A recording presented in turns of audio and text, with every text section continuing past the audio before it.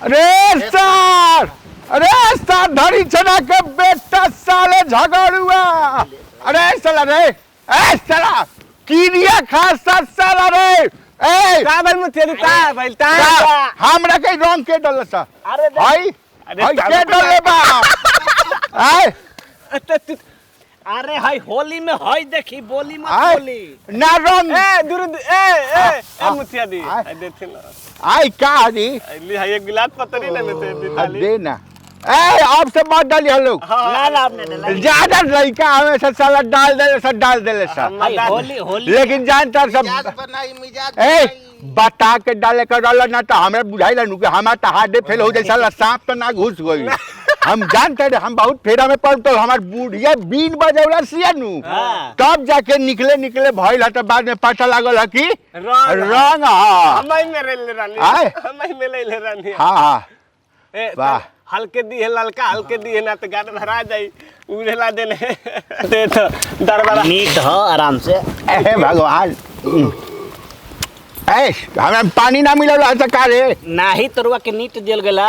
के हा ऊपर देती ऊपर हाय कहाँ कुछ लोग कहता बाग अरे और उतर बदली में ना नहीं क्या कुछ चला हमरा के बोका आय भाई। है ना देखा है ना हाँ क्या हेलो का कहता आय कहता हम कुछो ना हम कहाँ कुछो उ हवा समझौली एक लड़का है छोड़ दे हाँ। तो वहां से तउआ ताविला एक जाता नहीं तो हम ऐसे कह देब वैसे कह देब ए सारे हमरा का रंग लगा लालो सारे इको का को भइला ना हम कहाँ कुछो। पहला तो रंग लगाउला उ कर से दारू पियावत रे बुढ़ऊ के हमरा ए सुनो ना तू जाना आय तू जाना हम आओ तो जाना आवा घरे हाँ। आवा आय चाची वो ए अरे साला मार साला चुप रहो। अरे साला दारू दे खाओ रे।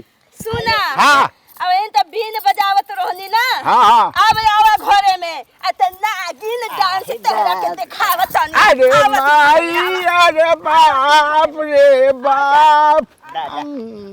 मुथे दे साला जल्दी दे ना साला दाता दे नितली जल्दी तो नितली भादी देते भादी उठ नहीं क्या हो उठावा सा ना हमरा के साला अरे ए उठावा सा ना रे अरे